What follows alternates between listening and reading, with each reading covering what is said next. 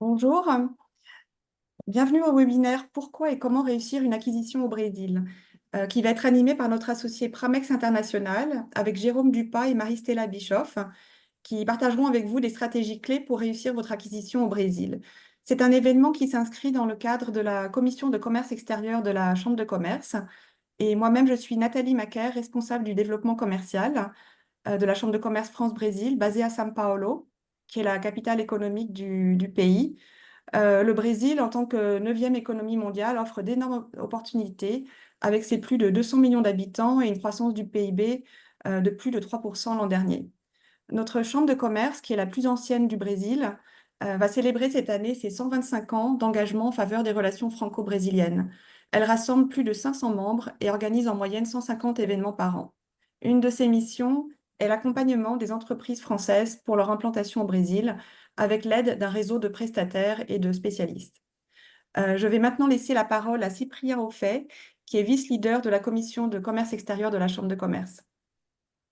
Merci Nathalie. Bonjour à tout le monde. Enchanté, je suis Cyprien Auffet, CEO de Novatrade, une plateforme d'importation et de distribution brésilienne, et également vice-leader de la commission commerce extérieur de la Chambre de commerce franco-brésilienne. Aujourd'hui, nous sommes très heureux de vous recevoir sur ce webinaire organisé par la Chambre de commerce, consacré au développement sur le territoire brésilien via une acquisition. On remercie la Chambre de commerce pour cet espace d'acquisition de connaissances et l'opportunité de réaliser des workshops et des webinaires de qualité tout au long de l'année. Alors aujourd'hui, l'objectif est de vous donner quelques clés pour aborder une acquisition au Brésil un peu plus en confiance. Aux côtés de nos experts, Jérôme Dupin et Marie-Stella Bischoff de Pramex International, nous allons aborder les opportunités du marché brésilien de M&A, les spécificités locales et les pièges à éviter. Une brève présentation, Jérôme Dupin est le Managing Director de l'équipe M&A chez Pramex International et également directeur général adjoint. Marie-Stella Bischoff, quant à elle, est directrice générale de Pramex International au Brésil. Alors aujourd'hui, nous commencerons par un état des lieux du marché des fusions-acquisitions avec une analyse du contexte économique et les opportunités qu'il offre. Vous découvrirez pourquoi le Brésil est un terrain fertile pour la croissance externe grâce à un immense marché, un pays et un marché dynamique et encore un potentiel sous-exploité. Cependant, réussir une acquisition, ce n'est pas seulement une question d'opportunité. Et c'est là où on va aborder avec Pramex certains points. Il faut bien maîtriser les règles du jeu. Il existe un cadre juridique, une fiscalité brésilienne complexe, des aspects administratifs qui sont bien réels. Et surtout, il ne faut pas oublier des différences culturelles qui peuvent avoir un impact décisif au moment d'une négociation. Aux côtés de Marie-Stella et de Jérôme, de Pramex, aujourd'hui, nous souhaitons vous éviter les pièges les plus courants, enfin vous présenter quels seraient les pièges les plus courants à éviter et minimiser les risques d'un projet d'acquisition sur le Brésil. Je laisse la parole à Jérôme et Marie-Stella. Merci encore pour cette opportunité et je serai le modérateur pendant cette heure qui suit. Nous partons pour une session de à peu près 30 minutes à 35 minutes de présentation. Et ensuite, nous aurons l'opportunité de poser des questions sur une période de 15 à 20 minutes. Je vais noter toutes les questions. Tout le monde peut noter ses questions, poser ses questions dans le chat. Je vais toutes les noter. Et lorsque l'on arrivera à la fin de la présentation de Jérôme et Marie-Stella, on ouvrira la parole à ceux qui ont leurs questions et je serai le modérateur lors de ce moment-là. Très bonne session à tout le monde. Merci Cyprien, merci Nathalie et merci à la Chambre de commerce de nous inviter. Effectivement, on va parler de ce sujet, de faire une acquisition au Brésil, qui est un vaste sujet. Alors effectivement, une heure tout compris pour parler de ça, c'est un challenge, mais on a décidé de le relever avec Marie-Stella, donc on va essayer de vous donner quelques pistes. Voilà. On avance, voilà, bon, ben là, vous avez notre photo, c'est bien nous. Sommaire rapidement, mais Cyprien l'a mentionné, on remet quand même tout ça à l'intérieur du contexte économique au Brésil, qu'on rappelle. Je crois qu'il y a beaucoup de gens qui connaissent très bien le Brésil autour de cette table virtuelle. Certains connaissent un peu moins, donc c'est bien de revenir sur le contexte économique global au Brésil, ce qui se passe au Brésil en ce moment et les tendances. Là aussi, les tendances, qu'est-ce que c'est que le marché du M&A au Brésil? Qu'est-ce que ça représente, comparé un peu avec d'autres marchés internationaux? Comment, quelles sont les tendances qu'on peut observer? 2025 a commencé, on a quelques prévisions, etc. Et puis après, effectivement, comment on fait une acquisition au Brésil et les facteurs clés de succès, comme tu le disais si bien, Cyprien, qu'est-ce qu'il faut éviter de faire comme erreur. On va essayer d'être bref. Et effectivement, n'hésitez pas à poser vos questions dans le chat. On essaiera autant que faire se peut d'y répondre avec Maristella. Et je te passe la parole, Maristella, pour parler du contexte économique au Brésil. Ok, tout à fait. Donc, bonjour à tous et merci pour l'opportunité de parler de ce sujet assez passionnant. Donc, ici, quelques indicateurs sur l'économie, le contexte économique au Brésil. Donc, le Brésil, c'est le premier marché commercial pour la France. Donc, c'est pas rien quand même. C'est la 10e économie mondiale. En fait, Nathalie avait parlé 9. C'est vrai, jusque l'année dernière, on a perdu une place, malheureusement. Et en fait, là, on est à la 10e économie. Le PIB brésilien, il est en croissance constante. Au-delà, en fait, des résultats prévus par les analystes. Ça aussi, c'est motivant. Le Brésil aussi, c'est le deuxième pays au monde qui reçoit le plus d'investissements étrangers. Donc, c'est quelque chose qui n'est pas rien, c'est très, très important. Et justement, les opportunités que nous avons sur ce pays, que nous allons essayer de défiler dans les prochaines slides. Donc, ici, en fait, nous avons apporté six points macro pour vous ramener quelques chiffres, quelques informations assez importantes, en fait, pour connaître un peu du Brésil. Le contexte politique, une polarisation persistante.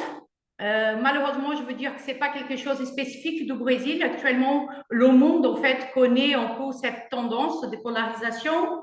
Mais le gouvernement actuel, il a axé ses actions sur l'environnement et la réduction, en fait, des inégalités sociales. L'économie, stabilisation et réforme. En fait, le Brésil est là une économie stable. OK, on n'est pas avec une croissance à 2 chiffres, mais elle est stable et ça continue les réformes de façon assez importante. En contexte social, en fait, comme on a déjà parlé avant, d'inégalité sociale. Ça, ce n'est pas un secret. Malheureusement, le Brésil, il a ses points à s'améliorer. Mais le gouvernement actuel aussi, il a en fait des revenus sur les investissements, sur l'éducation, sur la santé. Ça aussi, ça apporte des opportunités en fait pour le domaine des affaires dans ces investissements. Un quatrième point, le contexte législatif, les réformes au Brésil. Ça, c'est très, très important, en fait, parce que les réformes, on sait bien, en France, on voit la conjoncture. Pour passer en réforme, ce n'est pas facile. Au Brésil, c'est plus facile. On a passé dans les dernières années, en fait, la réforme du Code du travail. Nous avons passé aussi la réforme de la retraite, qui sont des réformes très importantes et que c'était assez difficile à faire. Et là, actuellement, on entame en fait à la réforme du Code des impôts, qui c'est moi je dirais, que c'est la réforme la plus importante après la mise en place du Plano Real, qui c'est la monnaie en fait qui a stabilisé l'inflation au Brésil.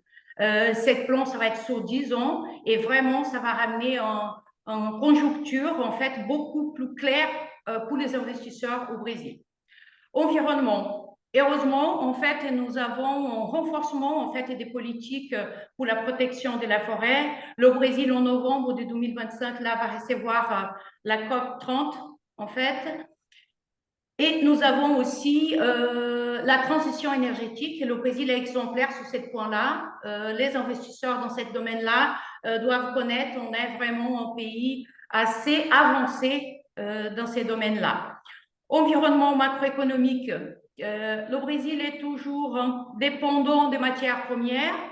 mais il a repris quelque chose de très important pour les négociations. Il a signé beaucoup d'accords, en fait, dans les derniers mois, surtout avec la Chine. Et là, on essaye de signer avec la France. Je sais que c'est le sujet sur le terrain français qui, des fois, ça fâche un peu. Mais le Mercosur, je pense qu'il y aura vraiment des très bonnes opportunités pour les deux pays. Mais les gens qui parlent affaires, on est d'accord aussi que c'est une bonne opportunité pour l'Europe et pour le Brésil. Voilà pour les points. En fait, on continue ici encore dans le contexte économique du Brésil, juste pour vous poser quelques données. Et ensuite, Jérôme, il va parler sur le M&A plus précisément. Donc, le Brésil, c'est un marché fort. On a comme mis une croissance. On a 215 millions de consommateurs. Marché important. Une plateforme, en fait, pour l'Amérique latine. Nous sommes la plus grosse économie d'Amérique latine. Nous avons le leadership du Mercosur et on porte aussi pour les Caraïbes avec la zone franche de Manaus. Ça dépend de votre investissement. En fait, la zone franche, c'est assez intéressante comme endroit. Une proximité culturelle avec la France. En fait, les relations franco-brésiliennes, il y a la Chambre qui est là qui témoigne ça. En fait, on a des très bonnes relations. Le savoir-faire français, c'est très, très respecté au Brésil. C'est apprécié. Il s'est vu aussi en côté chic. Donc, le Made in France au Brésil, ça marche super bien. Si tu permets, Secteur bancaire. si tu permets, je vais ajouter quelque chose. Que nous, on peut comparer ça avec d'autres pays, puisque chez Pramex, on aide nos clients à acheter des boîtes dans 15 pays. Donc, on a une vraie vue de ce qui se passe un peu partout. Et si on compare le Brésil, alors le Brésil n'est pas la première destination, vous imaginez bien qu'on a plus de mandats aux US et en Europe qu'au Brésil. Néanmoins, on voit très bien que quand on contacte les sociétés brésiliennes, que les sociétés brésiliennes savent qu'on travaille pour un client français, c'est un vrai atout. Ce n'est pas tout à fait le cas quand on est aux US. Bon, la France, certains savent où c'est, mais vous imaginez bien que c'est loin. Les Allemands, bon, un Français, pourquoi pas, mais il n'y a pas cette affection ou c'est pas un atout en soi. Au Brésil, on peut insister là-dessus. Les gens sont ravis que des Français, des boîtes françaises s'intéressent à eux. Et il n'y a pas beaucoup de pays dans le monde comme ça. Oui, tout à fait, tout à fait. C'est une belle carte de visite, la France au Brésil. En continuant, en quatrième point, donc le secteur bancaire brésilien, solide, moderne et également un des plus rentables au monde.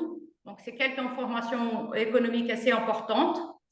Dans le cinquième point, des secteurs porteurs, ça aussi, l'économie brésilienne, en fait, on a plusieurs secteurs porteurs pour rappeler deux, trois. En fait, l'agrobusiness, qui c'est quand même au Brésil responsable pour une bonne partie du PIB, les services et les technologies et les infrastructures, ça sont des marchés au Brésil qui sont vraiment intéressants. Un pays connecté, ça également, c'est un point à prendre en compte.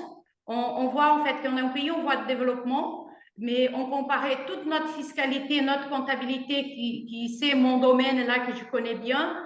En fait, l'Europe, elle commence à mettre en place la facture électronique. Au Brésil, ça fait des années que nous travaillons comme ça. Sur ce point-là, en fait, c'est vraiment un plus parce qu'il ramène en fait dans notre bureaucratie un peu de dynamisme. Les ressources naturelles, ça, je ne parle pas trop là-dessus parce que je pense que qui connaît un peu du Brésil, c'est déjà en fait notre grandeur en termes des capacités de production agricole. On est en fait responsable dans plusieurs domaines. On est le premier exportateur de café, des viandes. Donc, ce sont des marchés assez conséquents au Brésil. En huitième point, c'est le retour à la scène internationale. Avec le changement, on va dire, de gouvernement, nous avons eu le Brésil à revenir sur la scène internationale, sur la diplomatie, signé plusieurs accords et le Mercosur, en fait, ils essayent d'élargir et renforcer ce marché qui c'est très, très important en fait pour le développement de l'économie et dans les moments, si j'ose dire, trumpésiens qui ont vu, peut-être ça peut être un bon atout pour l'Europe. Des nouveaux marchés à développer. Comme nous avons dit, le Brésil, c'est c'est nos problèmes locaux, c'est les opportunités qui en Europe, plusieurs marchés sont déjà saturés. Au Brésil, il y a tout à faire. Je dirais surtout l'infrastructure. Son marché, en fait, la France est assez fort et le Brésil a des besoins énormes, en fait. Des institutions solides, ça c'est un point assez important, je dirais, qui garantit notre démocratie. On a la preuve vive de ça. Nous avons eu des événements, malheureusement, qui ne sont pas très heureux, mais qui s'atténuent et la séparation des trois pouvoirs, elles sont bien là. En fait, ça fait un rapport avec la culture française tout à fait, parce que nous devons ça au modèle en fait de Montesquieu, en fait, avec la séparation des trois pouvoirs. Donc, voilà pour les points, rapidement, en fait, pour les points économiques. Je passe la parole à Jérôme, qui là, il va commencer sur le vif du sujet. Merci Marie-Stella. Alors, tendance des opérations de M&A, on va essayer de catégoriser cela et de manière absolue, c'est-à-dire le Brésil en soi, comment ça évolue, et puis essayer de positionner ça internationalement. Alors, d'abord, l'évolution du nombre de transactions. Alors, quand on voit cette courbe, euh, on peut tous être un peu surpris. Ne serait-ce que, on voyait que c'était assez, il y avait un peu de croissance, mais c'était relativement flat, et ça a commencé à croître de manière relativement significative l'année du Covid. Je suis pas tout à fait capable de vous expliquer pourquoi l'année du Covid, ça s'est pas écroulé, parce que dans d'autres marchés qu'on suit, ça a plutôt été des années extrêmement faibles. Donc là, il y a eu, je pense qu'il y a beaucoup d'autres choses qui se croisent, dont les événements politiques, tout ce dont vient de parler Marie-Stella, les événements politiques, l'économie brésilienne en soi. Mais on voit que finalement, l'année de Covid n'a pas été une année d'écroulement du nombre de deals, avec 1100 deals, qui est plutôt un niveau élevé. Et après, ça a complètement explosé en 2021. Depuis, ça a un peu baissé, mais on voit que ça remonte, et ça reste à des niveaux relativement élevés. Mais 2021, avec 1627 deals, c'est vraiment un marché important. Dans les secteurs les plus actifs, ça c'est lié avec ce que disait Marie-Stella, dans la tech, les FIC, donc c'est tout ce qui est la finance, l'énergie, l'alimentation, etc. Et on voit que ça a plutôt baissé depuis 2021, mais pas de manière drastique, et ça reprend depuis. Je passe la slide suivante. Ce qui est intéressant, évidemment, c'est, là, on a vu de manière absolue, de manière relative, comment ça se passe dans les autres pays. On a mis donc la France, parce que ça nous intéresse tous, hein, je crois qu'il y a une majorité de Français autour de la table, pour voir un peu les tailles, les comparaisons de taille. 2020, en France, c'était un très petit millésime. Évidemment, beaucoup de deals ne se sont pas faits, ont été repoussés 2021-2022. Mais quand on voit le nombre de deals globalement qui se font par an, si on regarde 2024, en France, c'est à peu près 1800, au Brésil, 1400. Et la France est un pays important. En Europe, c'est un des pays les plus importants. Il y a le UK, bien sûr, mais c'est beaucoup plus gros que l'Europe du Sud, etc. Donc, ce qu'on veut dire par là, c'est que le marché brésilien est un vrai marché de M&A en nombre de deals. Ce n'est pas un petit marché. Il y a vraiment 1400 deals dans l'année. Alors, évidemment, tous ne vous intéresseraient pas. Il y en a beaucoup de tout petits, mais c'est un marché important, avec une croissance qui est assez élevée. Et encore une fois, c'est un peu trompeur le taux de croissance annuel moyen, puisque on voit que ça s'était écroulé en France et pas au Brésil. Mais globalement, c'est un marché en croissance. En 2025, à quoi est-ce qu'on peut s'attendre? Alors là, ce sont des tendances mesurées un peu sur le début d'année, mais c'est des instituts de prévision, les professionnels du M&A qui donnent tout ça. Donc, ça se passera ou ça ne se passera pas, mais c'est intéressant de voir comment on peut voir le marché brésilien. On le voit en croissance, avec une croissance par rapport à donc l'année dernière.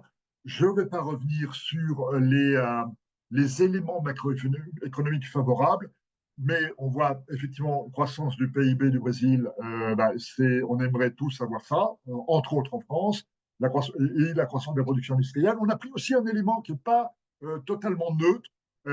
On pourrait en prendre plein, hein, mais celui du nombre d'émissions obligataires.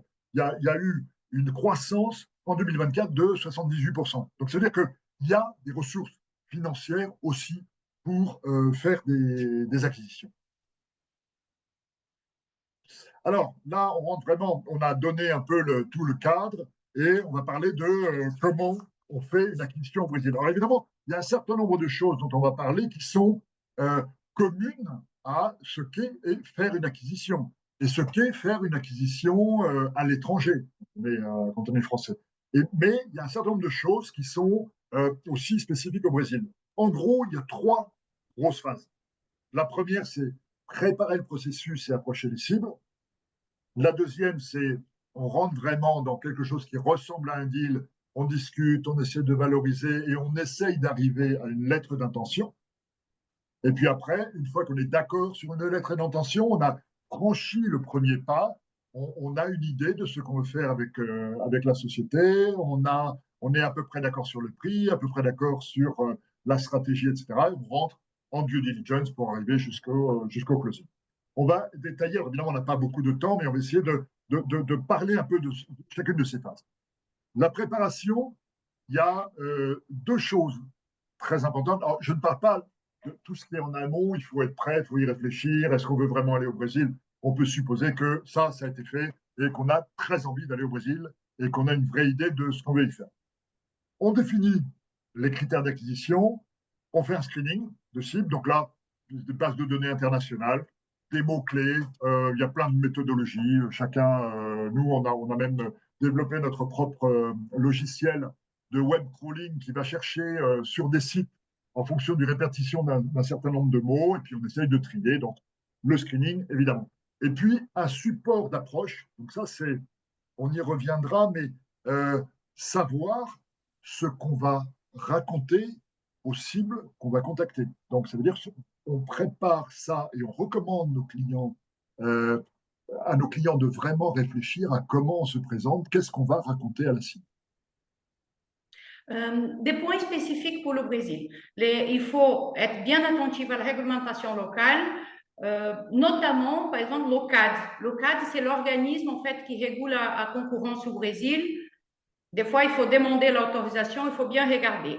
Les restrictions sectorielles, nous avons, par exemple, la défense, les médias. Il y a certains secteurs au Brésil qui sont en fait stratégiques et qui là, il faut être attentif en fait avant de réaliser l'acquisition.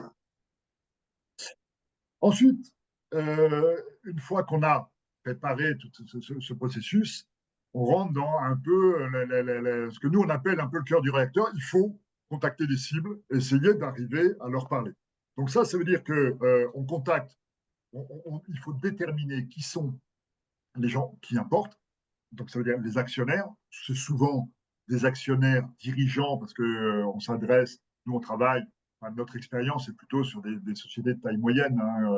Chez Pramex, quand on fait un deal à 100 millions d'euros, c'est un gros deal. Donc, c'est souvent des deals entre 5 et 15, 20 millions d'euros de valo. Donc, on a souvent un actionnaire et un manager qui sont la même personne. Il faut donc bien les identifier et les rencontrer, leur parler. C'est WhatsApp, c'est un courrier, mais il faut arriver à rentrer en contact avec les cibles en passant par la bonne personne. Ensuite, on organise évidemment, si possible, des rencontres, soit vous demandez votre conseil à Pramex de faire la première approche, soit parfois on va voir les cibles avec nos clients, mais il faut avoir une première introduction, discussion. C'est vrai que depuis le Covid, en fait, on peut avoir ce genre de phase par Teams, ce qu'on ne faisait pas, ou WebEx, whatever, ce qu'on ne faisait pas avant. Et puis, on arrive là jusqu'à la signature d'un engagement de confidentialité pour avoir de l'information.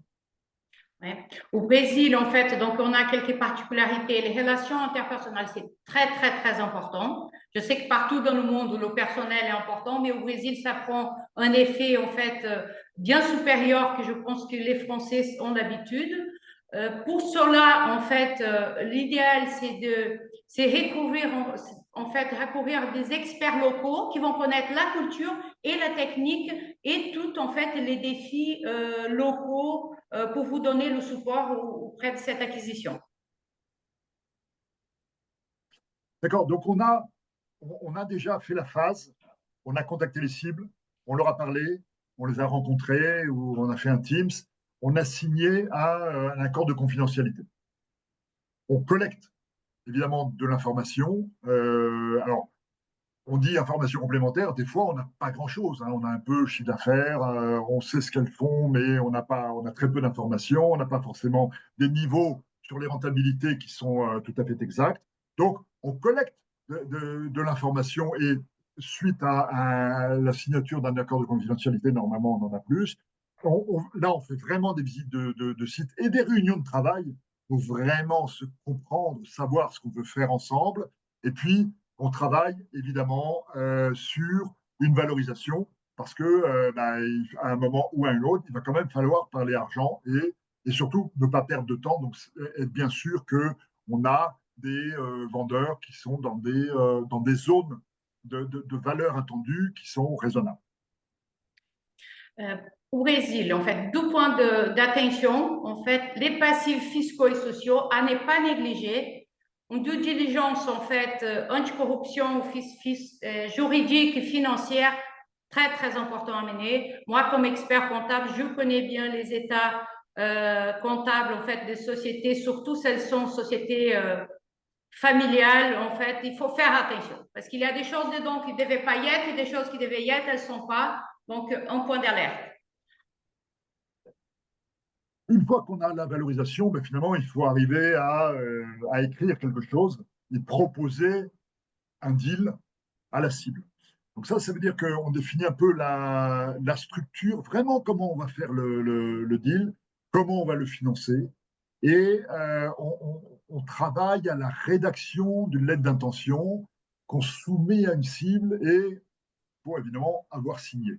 Ça, je passe un peu de temps là-dessus parce que les lettres d'intention, comme vous le savez pour ceux qui font des acquisitions, ce sont ce qu'on appelle non-binding agreements, donc des lettres d'intention non engageantes. Néanmoins, et Marie-Stella en parlait, il y a beaucoup d'humains là-dedans, etc. Donc ce qu'on va mettre dans une lettre d'intention, même si ça n'est pas un engagement ferme, ça ressemble à un engagement. Et souvent, les patrons de boîtes, une fois qu'ils ont signé ça, ils disent, bon, moi, ma boîte, elle est formidable, donc vous allez, maintenant, vous pouvez rentrer, regarder tout ce que vous voulez, mais je sais qu'on est d'accord sur tout, la valo, etc. Donc ça veut dire qu'il faut passer du temps à bien expliquer comment on calcule le prix, par exemple, ce qu'on va faire comme due diligence, ce qu'on va demander comme garantie. Et là, nous, on demande à nos patrons pays, et Marie-Stella passe du temps là-dessus, à bien expliquer ce qui est dans la lettre d'intention. Il ne faut pas oublier que, bon ben, pour ceux qui en ont fait un peu, souvent, finalement, on dit la boîte, on va la valoriser tant de fois l'EBITDA, moins la dette nette. Bon, ben, il faut expliquer. Il faut expliquer ce qu'est l'EBITDA, il faut expliquer ce qu'est la dette nette, et tout le monde ne sait pas ce qu'est un EBITDA, tout le monde ne sait pas ce qu'est une dette nette, et expliquer, bah, si ton EBITDA fait 10% de plus, on sera amené à te payer plus cher. Par contre, s'il manque 10 ou 20% après due deal, on ne te paiera pas le prix qui résulte de ce calcul. Il y a vraiment, et ça c'est très important, n'imaginons pas qu'on envoie une LOI, quelqu'un la signe et que donc on est d'accord sur tout. Il faut vraiment bien l'expliquer. Ce n'est pas spécifique au Brésil, hein. Vous allez acheter une boîte en France, les gens ne sont pas mieux éduqués, je dirais, sur la finance et le M&A qu'au Brésil. Il faut vraiment bien expliquer ça et donner suffisamment de détails, pas trop pour que les gens ne soient pas perdus, mais suffisamment pour qu'on ait à peu près tout dit. Oui, tout à fait. Pour le Brésil, on est spécifique. Nous, on attire votre attention sur le taux de change. Rappelez-vous que vous n'êtes pas en euros ou en dollars, qui sont des monnaies beaucoup plus stables. Le Brésil, le réel brésilien, c'est une monnaie assez volatile. Donc, très attention au moment de la négociation. Sur la phase suivante, donc on a signé la LOI, donc on est d'accord sur les grandes lignes du deal. On rentre en due diligence pour une bonne simple raison, c'est qu'il faut évidemment faire des due diligence. Et puis, on est suffisamment d'accord pour se dire on va peut-être pas perdre de l'argent ou du temps dans les due diligence, puisqu'a priori, on est d'accord. Donc, on est prêt à rentrer en due diligence. Donc, ça veut dire qu'il faut avoir accès à une data room. Bon, là, et c'est pas encore une fois spécifique au Brésil, la data room, elle sera complète ou elle ne sera pas complète. Ça peut prendre pas mal de temps. Mais on fait des audits. Donc, nous, on recommande de ne évidemment jamais se passer d'un audit financier sur la comptabilité, la finance, etc. Un audit juridique, évidemment, vérifier à peu près tous les contrats. Fiscal, alors là, à ne jamais oublier au Brésil, c'est d'une complexité quand même un peu au-dessus de la moyenne. Et puis après, ça dépend de votre activité, ça dépend de vous-même, votre entité même. Est-ce qu'on recommande des due diligence environnementales? Certains de nos clients le demandent. Des due diligence techniques, en général, sont faites par vous-même. C'est-à-dire que vous, en tant qu'acquéreur, vous visitez les usines. C'est rare, en tout cas sur les tailles de deals sur lesquelles nous on travaille, c'est rare que nos clients nous demandent de leur présenter des personnes capables de faire des due diligence techniques, ils les font en général eux-mêmes. Et puis, on arrive évidemment à la conclusion des audits, donc ça prend au mieux un mois, mais souvent, malheureusement, ça prend un peu plus de temps. Et on regarde les résultats des due diligence. Les résultats des due diligence nous donnent éventuellement des impacts sur la transaction elle-même et la valorisation. Et là, on retravaille, évidemment, avec nos clients. Et puis, il faut aussi faire passer ce message à la cible. Pour le Brésil, nous avons quelques points. Risques environnementaux et fonciers à ne pas négliger. Au Brésil, des fois, il y a des transitions de propriété 2-3 fois et encore les documents n'ont pas suivi toute l'opération. Donc ça, c'est très important de regarder. LGPD, c'est une loi assez récente au Brésil. Donc les moyennes sociétés, des fois, elles ne sont pas à jour et ça peut être un passif. La bureaucratie, le timing. Il faut faire attention pour que la bureaucratie brésilienne, justement, vous ayez des professionnels qui vont suivre de près, que la bureaucratie ne vous mette pas des bâtons dans vos roues pour la signature du deal. Bon, une fois qu'on a passé toutes ces phases-là, normalement, si on n'a pas trouvé des choses incroyables dans les due diligence, on est quand même très très proche de faire un deal. Donc on croise quand même les doigts parce que tant que c'est pas fait, mais on travaille sur l'offre ferme, donc la rédaction des contrats d'achat et de vente, les négociations un peu finales. Donc il y a évidemment des documentations juridiques à faire. Et puis signing, closing, mais là encore une fois, c'est des choses qui existent dans le monde entier. On signe un deal, souvent avec un certain nombre de conditions suspensives, et on se donne quelques semaines, un mois, 2 mois parfois, pour les lever. Mais disons, quand on arrive, quand on commence cette phase 6, ça commence à sentir bon. Ici, les points d'attention, les autorisations. Des fois, on a besoin d'autorisation de la Banque centrale pour pouvoir conclure le deal. Il y a des règles spécifiques qu'il faut bien prévoir en avance parce que des fois, vous êtes prêt pour tout conclure. Ici, n'a pas prévu ces points-là. La fiscalité, comme Jérôme a déjà abordé, en fait, elle est assez complexe au Brésil et riche, on va dire. Donc, c'est très important le moment de la session, bien analysé, parce que les différents impôts ou différents niveaux au Brésil, ils peuvent avoir des conséquences sous le moment et comment vous traitez, des conséquences financières. Donc, l'important, c'est d'être bien accompagné sous ces spécialités locales. Une sorte de calendrier indicatif. Ça n'est pas un engagement de notre part, mais c'est un calendrier indicatif sur comment ça se passe et combien de temps ça prend. Là, on parle en mois. Très franchement, certaines des étapes peuvent être raccourcies en timing, d'autres vont prendre plus longtemps. C'est assez difficile à maîtriser. Ce qu'on peut maîtriser, c'est le début, le temps qu'on met pour faire un screening, le temps qu'on met pour faire ce qu'on appelle les supports de communication, le teaser acheteur, comment on se prépare, etc. C'est un peu entre nos mains. Quand je dis entre nos mains, les mains de l'acquéreur et de son conseil. Si on donne du rythme là-dedans, on peut aller assez vite. L'approche des cibles, c'est extrêmement variable d'un sujet à l'autre. Parfois, on s'aperçoit qu'on tombe, je ne sais pas pourquoi, à des moments, est-ce que c'est des timings, est-ce que c'est la consolidation du marché qui fait qu'on a des oreilles très attentives ou d'autres moments où les gens ont plein d'autres choses à faire. Mais c'est extrêmement variable. Et puis, sur une même mission, vous pouvez avoir des gens qui vont répondre dans la semaine et d'autres qui mettent 3 semaines. Et ça, on ne peut pas le maîtriser, évidemment. Et ça ne veut pas dire que si quelqu'un ne vous répond pas tout de suite, ça ne veut pas dire qu'il n'est pas intéressé. Ça veut dire que souvent, comme on le disait tout à l'heure, vous parlez à un propriétaire qui est aussi manager, donc il est au four et au moulin, il n'a pas le temps, il a oublié, et il faut beaucoup de persistance dans l'effort sur cette phase d'approche. Donc on met à peu près 4 mois, souvent c'est effectivement dans ces eaux-là. Ensuite, une fois qu'on a pu visiter, etc., les discussions préliminaires, les valorisations, arriver jusqu'à la LOI, en gros, ça peut durer effectivement 7-8 mois au total.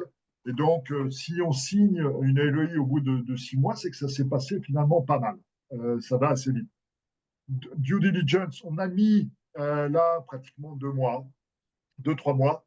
Normalement, en théorie, ça devrait être fait en 3 semaines. Si vous missionnez vos auditeurs, la data room est complète, en 3 semaines, tout est bouclé. C'est le pays idéal. Je ne parle pas de pays en tant que Brésil, c'est dans un monde idéal. Voilà. La réalité, c'est qu'on s'adresse, et ce n'est pas spécifique au Brésil, on s'adresse à des petites boîtes qui n'ont pas forcément toute l'info, et donc ça prend un peu plus de temps que ça, ainsi que la négociation et le closing. Globalement, toutes ces phases peuvent changer en timing, mais nous, on a coutume de dire, si entre le moment où vous commencez à travailler sur un deal et le moment où vous closez, il s'est passé moins d'un an, c'est pas si mal. Ça s'est passé plutôt sans trop de problèmes, il n'y a pas eu trop de grains de sable dans la machine. Donc, c'est quand même des processus un peu longs. Attention, évidemment, ce n'est pas un travail intensif pendant 12 mois. Il y a des moments où, en particulier dans tout ce qui est l'attente avant de remettre une lettre d'intention, ben, si on a demandé de l'information, si ça met 3 semaines à arriver, ça met 3 semaines. Donc on attend l'information. Les due diligence, si la data room n'est pas prête, ben, on commence pas les due diligence, on attend parfois 1 mois. Donc tout ça, il y a des moments de forte accélération où il y a beaucoup de travail et des moments où ben, on est en attente. Mais globalement, retenez ça, 1 an, bon an, mal an. L'autre chose qu'on voulait souligner, pour faire une acquisition au Brésil, il y a besoin de 2. Alors, c'est un peu évident, mais on préfère le dire quand même. Il y a besoin de 2 compétences. Évidemment, savoir faire une acquisition et donc savoir comment se passe un deal de M&A et toutes les phases dont on vient de parler, mais aussi savoir ce qui est spécifique du Brésil. Et pas forcément uniquement sur des points techniques, mais aussi sur des points culturels. Il faut se comprendre. La problématique, elle est vraiment très humaine. Notre boulot, dont on parle souvent comme étant un boulot technique, financier, etc., oui, il y a cette partie-là qui est très importante. Évidemment, il faut valoriser une boîte. Évidemment, il faut savoir lire un bilan, un compte de résultats et pouvoir voir un peu les pièges dans lesquels il ne faut pas tomber. Mais in fine, ce sera beaucoup des histoires entre personnes.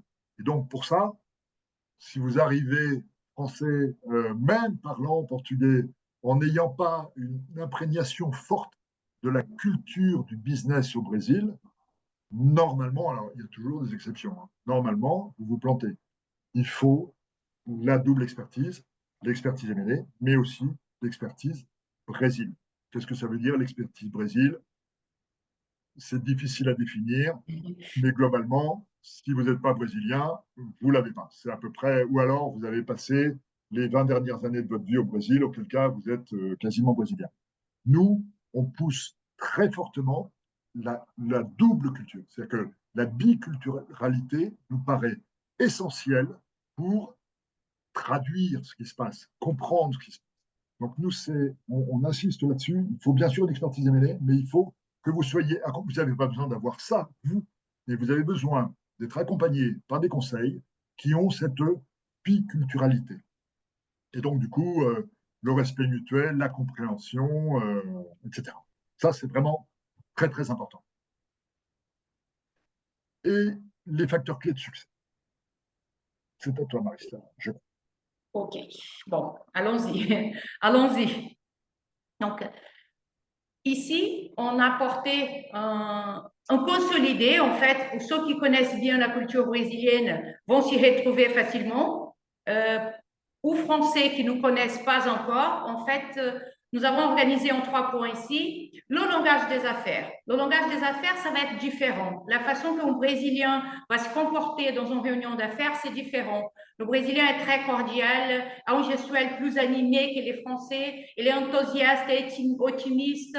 Pour le Brésilien, tout est possible. Ça, c'est dans la culture. Et en fait, c'est ça aussi qui apporte, je pense, pour notre identité nationale. Euh, Pas de refus. Un Brésilien ne vous dit jamais non. Il ne va pas. Donc, il faut que vous allez chercher le non. Donc, il faut lire entre les lignes avec les Brésiliens. Ils ne vont pas être cash. En français, en fait, c'est très cartésien, c'est très cash. C'est bon, c'est bon, c'est pas bon, c'est pas bon.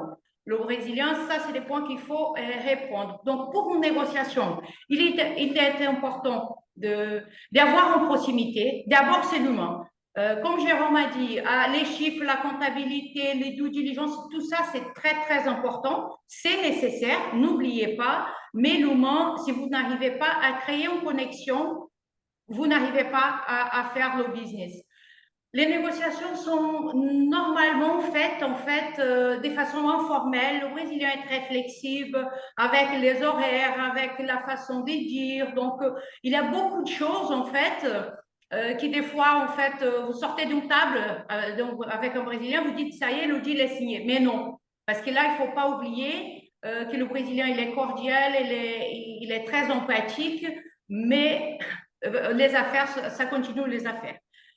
Donc, pour la gestion d'équipe, justement là, ça vient en après, si on dit après le deal fait, après ceci, il faut gérer aussi la filiale. Et là, nous accompagnons en fait plusieurs fois déjà des deals ici au Brésil. Nous avons travaillé sur la fusion, sur l'incorporation, en fait, toute cette partie technique et aussi sur la partie humaine.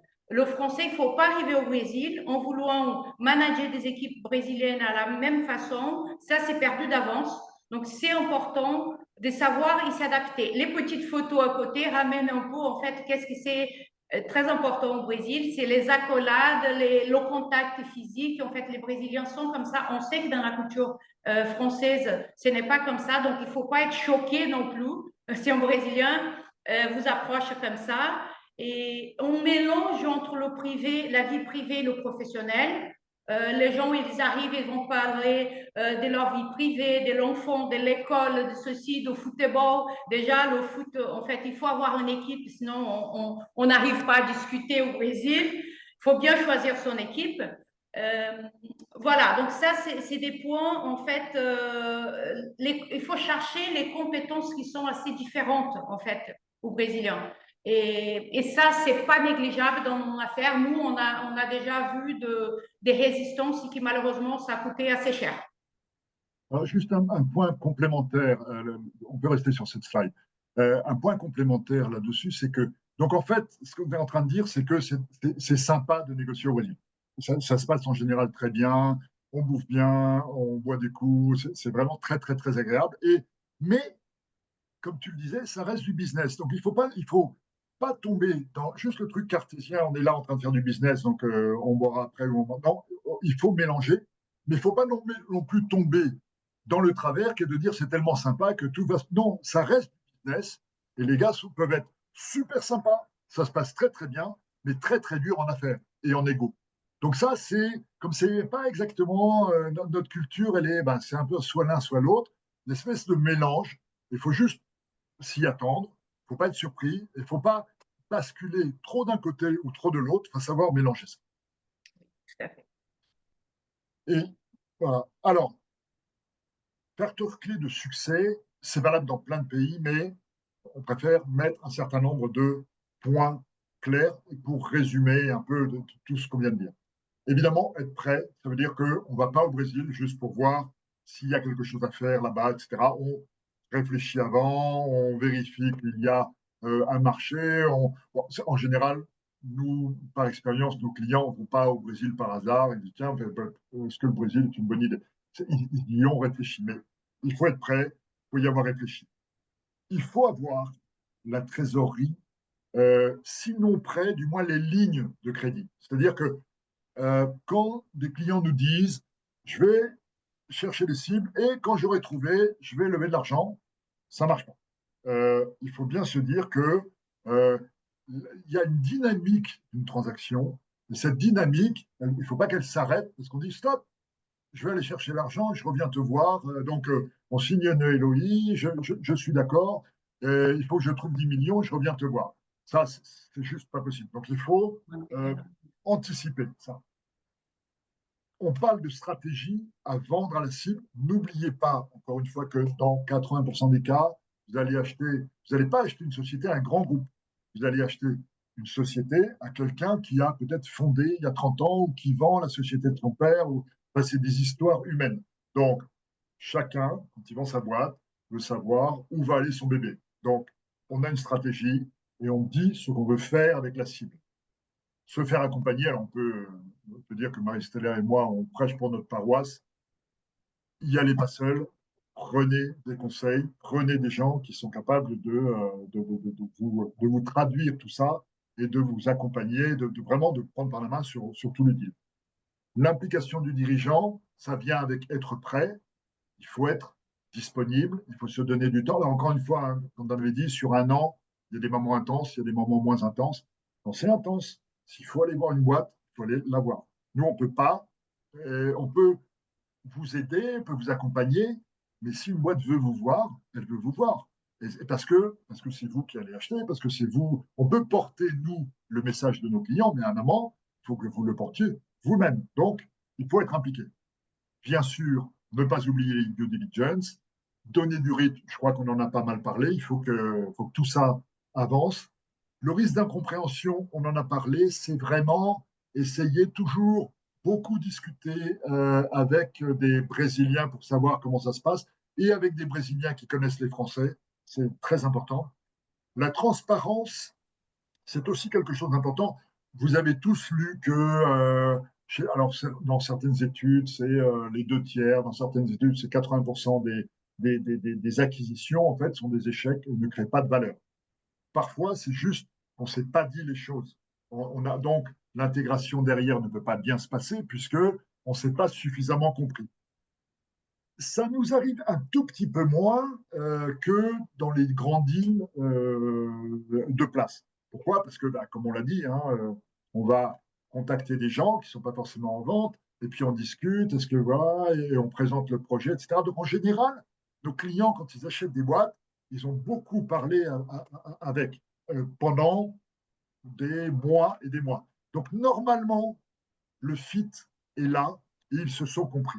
Mais bon, c'est quelque chose qu'il faut garder en tête, hein, et donc être transparent. Il faut vraiment dire ce qu'on veut faire. Sinon, on peut vraiment aller vers l'échec.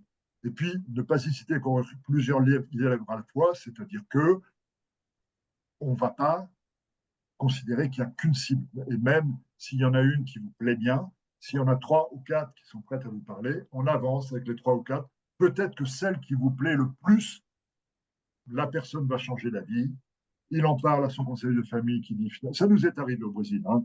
3 frères, il y en a, on parle avec 2, le 3e étant en vacances, il n'y a pas de problème, on avance, on discute, les gars même signent la LOI avec le pouvoir de leur frère, il n'est pas là, c'est pas grave, mais de toute façon, lui, il ne bosse pas dans la boîte, etc. Le gars revient, une histoire de famille, sa femme ne voulait pas qu'il revende, etc. Bref, le deal, c'est pas fait parce qu'il y en a un qui n'a pas voulu et qu'il fallait que les 3 veuillent bien. C'était imprévisible, la boîte était formidable. Bon, heureusement, on avait plusieurs cibles. Et donc, on a fait avec peut-être une cible qui intrinsèquement plaisait moins, mais ça, c'est pas spécifique au Brésil, mais pensez à aller à avoir plusieurs options. Jérôme, il nous reste 10 minutes. Merci beaucoup, hein. Je ne sais pas si vous voulez mettre un mot de conclusion, un mot de fin, avant de partir sur la session de questions et réponses. On a dit ce qu'on voulait dire avec Marie-Stella, donc je crois que ça va. Maintenant, Non, je pense que ça va. L'idée ici, c'était d'amener en fait une vision globale, en fait, des points tant techniques comme culturels et qui sont assez importants, en fait. Et voilà, on est ouvert pour les questions. On espère Entendu. on vous a apporté en fait des connaissances sur le M&A et aussi sur la question culturelle, qui c'est assez important, surtout en se parlant de Brésil. Tout à fait, tout à fait. De toute façon, les portes sont ouvertes pour que tout le monde derrière entre en contact avec vous pour approfondir certains points. Alors, on a quelques questions. Une première question qui est très pertinente sur l'accord de confidentialité. Est-ce qu'il doit être signé sous une juridiction brésilienne, française, neutre? Comment on fait? Alors, évidemment, notre intérêt, quand je dis notre intérêt, l'intérêt de nous, nos clients, l'acquéreur, etc., c'est d'être dans une zone dans laquelle on est très à l'aise. Donc, si on arrive à faire signer une lettre de confidentialité en droit français, c'est mieux. C'est pas toujours accepté par les cibles. Après, ça dépend. C'est plus simple si on la met en droit français parce qu'on est à l'aise. Enfin, je parle d'une société française, évidemment. Euh, si, souvent, c'est pas très structuré. Les cibles qu'on cherche sont pas très structurées, c'est des petites boîtes, donc ça leur pose pas un problème énorme. Si il y a une banque d'affaires en face, ils ont leur NDA et ils vont nous proposer quelque chose en droit brésilien. Pour être tout à fait franc, le sujet des NDA, c'est très important parce qu'on s'engage à quelque chose. Bon, la réalité, c'est que moi, je n'ai jamais vu quelqu'un condamné parce que dans le cadre d'un mandat de MNA, on s'était aperçu qu'il avait donné de l'information, etc. Donc, ça reste une sorte de gentleman agreement. Donc, comme disent les anglo-saxons, l'enforceability d'un NDA, il est quand même pas évident. Donc, je dirais, c'est relativement neutre. Nous, on les propose en droit français. Et si en face, ça les gêne et qu'on doit les mettre en droit brésilien, cours de Sao Paulo, etc., ça ne nous empêche pas de dormir. Ok, entendu. Merci, Jérôme. C'est clair. Et concernant la corruption, est-ce que vous avez des recommandations spécifiques au moment de la due diligence, des points spécifiques à suivre euh, par rapport au point de la corruption? Marie-Stella, je te laisse sur ce point spécifiquement brésilien. Oui, oui. En fait, sur la corruption, là, je pense que l'approche en fait de la cible qu'on a fait, on connaît déjà bien les personnes, donc là, il y a déjà de non-dits aussi qu'il y a beaucoup de choses qu'on peut capter. Et après, c'est dans la due diligence juridique. La due diligence juridique, en fait, elle a des techniques, elle a des points, en fait, et que là, ça sera fait avec un avocat, en fait, local. Il y a des points qu'il peut vérifier, en fait, qu'il peut contrôler. En fait, avoir des informations pour cibler s'il y a des problèmes de corruption ou pas. Et c'est vrai, Marie-Stella, que ça dépend aussi de nos Du clients. domaine. Certains clients, alors évidemment des domaines, mais certains de nos clients sont très très sensibles à ça parce qu'eux-mêmes ont des instances de contrôle et prennent des risques considérables. D'autres pourraient éventuellement accepter que le business se fasse localement, mais ça dépend. Mais la plupart quand même de nos clients font attention à ça pour éviter de se retrouver en responsabilité sur des choses dont dont ils ne sont Ouais. pas vraiment responsables, mais une fois qu'on a acheté une boîte, parfois on est responsable de ce qui s'y passe. Bien Donc, Oui, sûr. mais les deux Alors, diligences, c'est ça, genre, les deux diligences juridiques et la comptable aussi, en fait, avec ça, ça va dépendre beaucoup on sait bien, certains domaines d'activité, elles sont plus sensibles ou pas à ces choses-là. Et après, ça dépend du processus de l'entreprise, en fait, mais il y a des techniques dans les deux diligences qu'on pourra affiner ces points-là. une question qui est intéressante également, est-ce que dans certains cas de figure, on peut faire un achat partiel, une acquisition partielle? Est-ce que vous avez des recommandations? Est-ce qu'il est plus intéressant d'acheter une société à 100%, garder un actionnaire brésilien au capital? Et puis une deuxième question un petit peu liée à celle-ci, comment se passe l'intégration une fois l'acquisition réalisée? Quels sont les grands défis? Et donc peut-être que avoir gardé un actionnaire brésilien change la donne à ce moment-là. alors là, je dirais que c'est pas spécifiquement brésilien. Hein.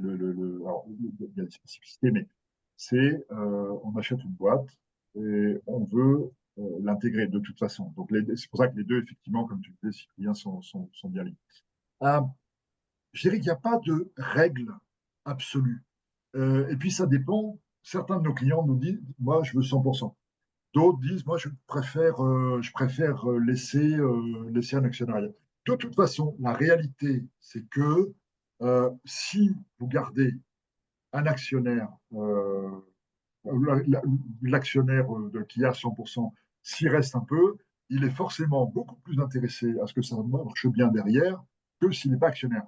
Mais il y a d'autres voies aussi pour le faire. Il y a le concept de l'earn-out, c'est-à-dire que vous payez une partie du prix, je peux dire 70% maintenant, et puis le reste dans un an, dans 2 ans, en fonction d'un certain nombre de performances, qui ne sont pas d'ailleurs uniquement des performances financières, qui peuvent être rien que la chose de la permanence de la personne à la tête de la boîte.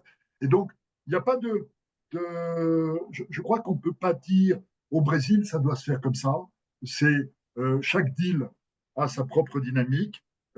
C'est en général plutôt une bonne idée de garder les gens à bord. Après, ça dépend de vous en tant qu'acquéreur. Est-ce que vous êtes déjà présent au Brésil, donc parfois vous avez déjà des managers à mettre, ou est-ce que vous voyez ça depuis la France, et donc il faut absolument que des managers, les gens seniors, restent pendant quelques années. Donc, dans le deuxième cas où vous n'avez pas déjà une filiale brésilienne, évidemment, vous avez envie moi j'appelle ça attacher les gens au radiateur, ils ne puissent pas partir.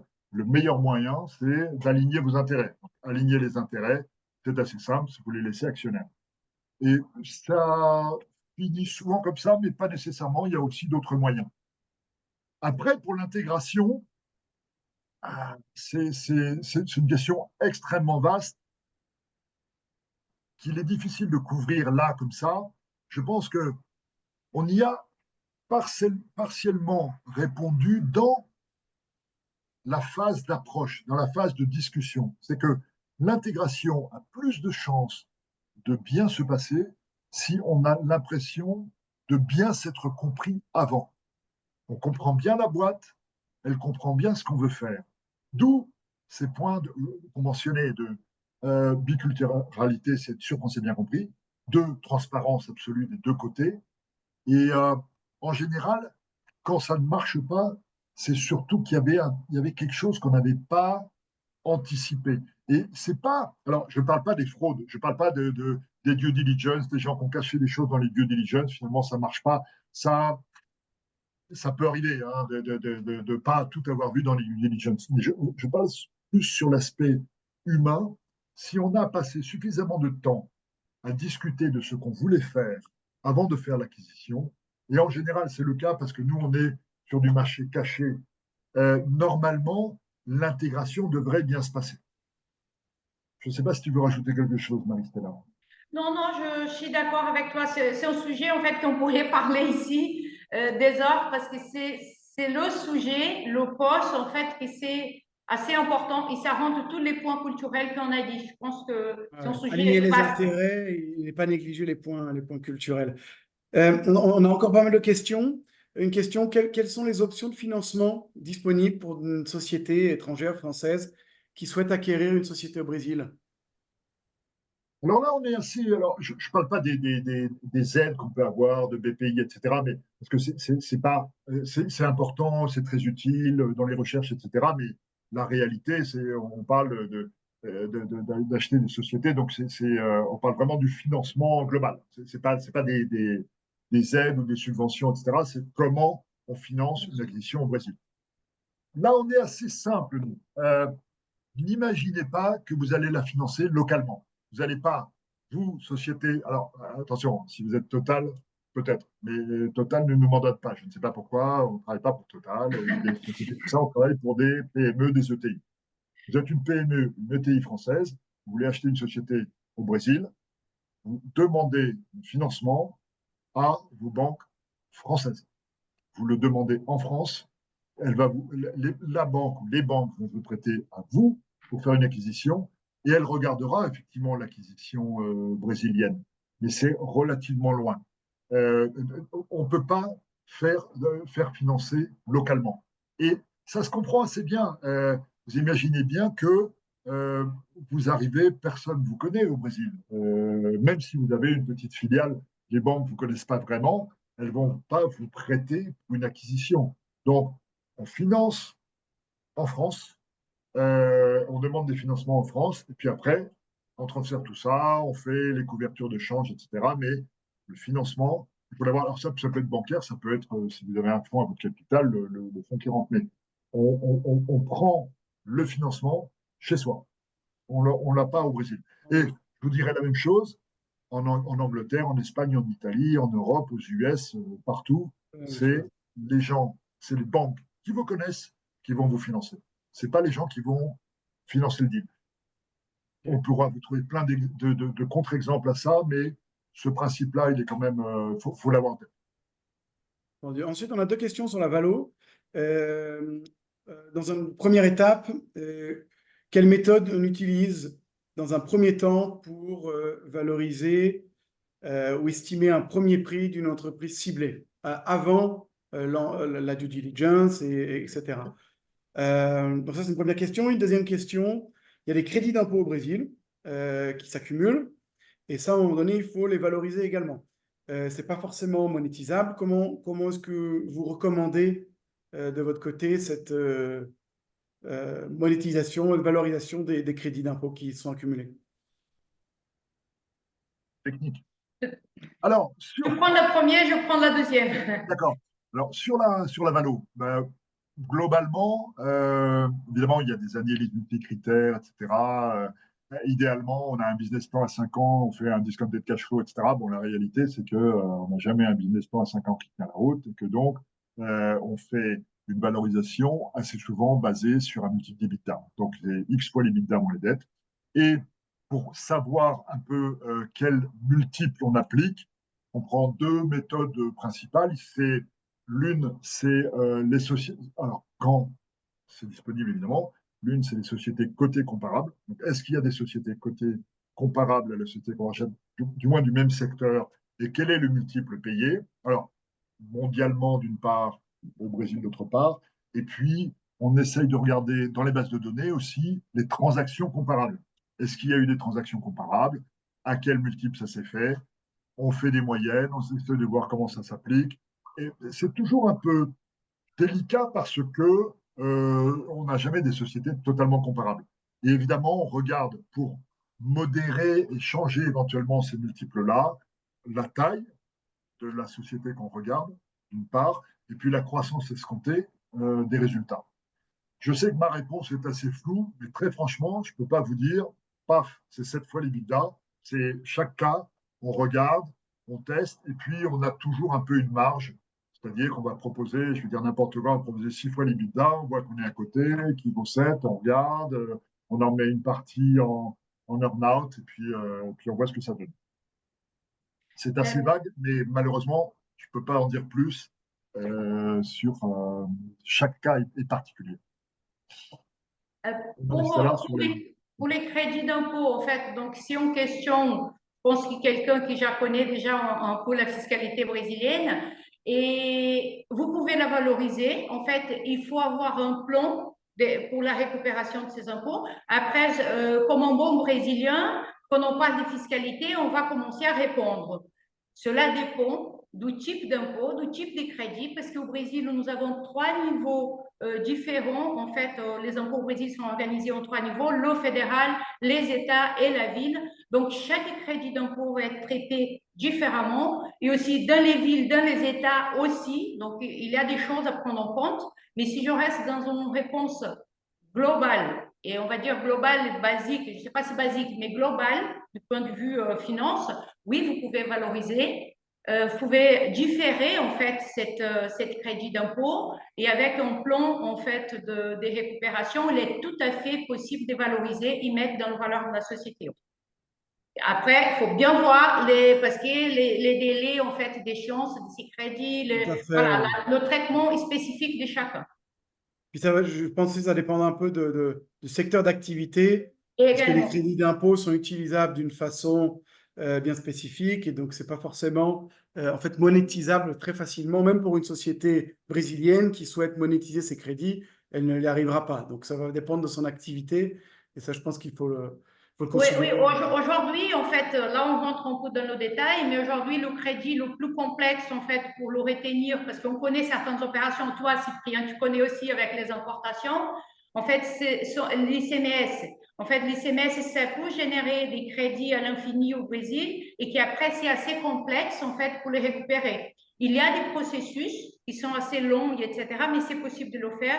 Donc, moi, je vois plutôt l'inquiétude plus dans l'UCMS, et ça dépend, comme Cyprien a dit, des activités et de votre montage, en fait, de votre activité. Parce que si vous avez un crédit et vous faites un montage, je ne sais pas si c'est un bon mot en français, mais des fois, c'est plus facile aussi d'utiliser. Et c'est pour ça, je me permets de dire que la réforme du Code des impôts, qu'on en a parlé avant, ça va venir pour changer toutes ces choses-là au Brésil.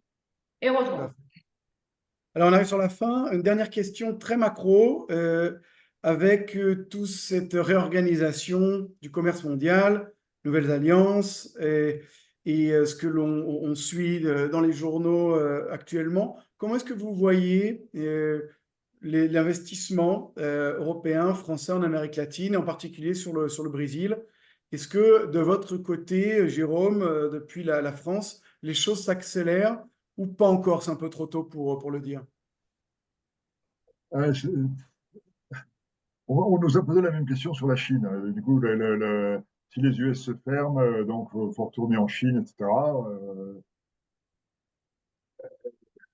Ouais, franchement, je ne sais pas. La réalité, c'est que euh, aujourd'hui, on a quand même le sentiment que tout se complique et on ne sait pas ce que Trump va nous sortir demain. Bon, ça, c'est une réalité. Nous, on n'a pas vu pour l'instant de gens qui disent je ne vais pas aux US parce que Trump, c'est n'importe quoi. Il fait peur à tout le monde, mais ça n'empêche pas disons le lien ou la volonté d'acheter des boîtes aux US. On a l'impression que, mais c'est pas lié à ça, que, et beaucoup de gens nous disent ça, les gens qui font que du M&A au Brésil, nous disent c'est le bon moment effectivement de regarder, il y a des opportunités, etc. Donc nous, on est optimistes sur 2025 pour le Brésil, il y a des opportunités, c'est peut-être un endroit où aller. C'est vrai que c'est un pays qui est devenu, comme le disait Maristella, plus stable. Ça reste un pays plus risqué que peut-être un pays européen, mais c'est quand même un endroit où il y a de la croissance.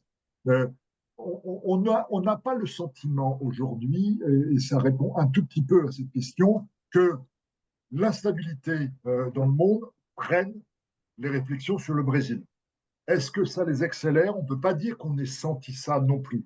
Je pense que tout le monde attend de voir un peu ce qui va se Ouais, passer, ouais, c'est de pour voir ça. si Mm. ça devient positif pour le lien entre la France et le Brésil ou pas. Ce qu'on voit, je crois, tout le monde se dit, bon ben, en tout cas, on ne peut pas faire une confiance totale aux US. C'est un peu, il faut qu'on se réveille, nous les Européens.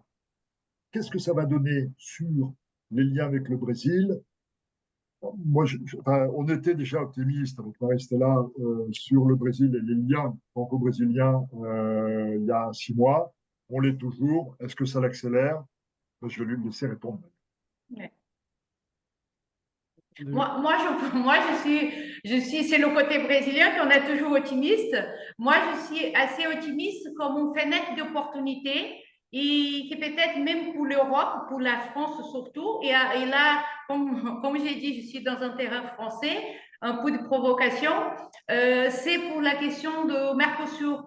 Je pense que ça peut ouvrir des opportunités et des vraies opportunités avec le Brésil. Là, c'est plus, en fait, on va dire, mon côté plus brésilien plus positif que rationnel, en fait. Mais moi, je pense que ça peut sentir. Le Brésil avec la Chine, il y a eu, qui est dans la visite, en fait, des mois derniers qu'il y a eu de la Chine, on a signé 37 ou 38 accords avec la Chine. Donc, je pense qu'il y a des opportunités. Et moi, je me dis, c'est dommage que ça soit qu'avec la Chine, parce que l'Europe aussi, elle a beaucoup à nous apporter. Ok. Entendu, merci pour cette vidéo, c'est intéressant. Bien écoutez, merci beaucoup à tout le monde. Nous arrivons sur la fin. Merci Marie-Stella, merci Jérôme. Merci Un grand Cyprien, merci à la merci. Chambre de commerce et surtout, Merci. tout le monde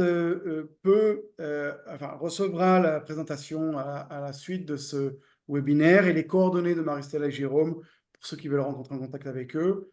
Et n'hésitez pas à rentrer en contact avec la Chambre également sur le développement sur le Brésil. OK, mais merci à tous. Et on est à Merci, disposition. Cyprien. Merci à tous. Au revoir. Au revoir. Au revoir, très bonne journée à tout le monde. Merci.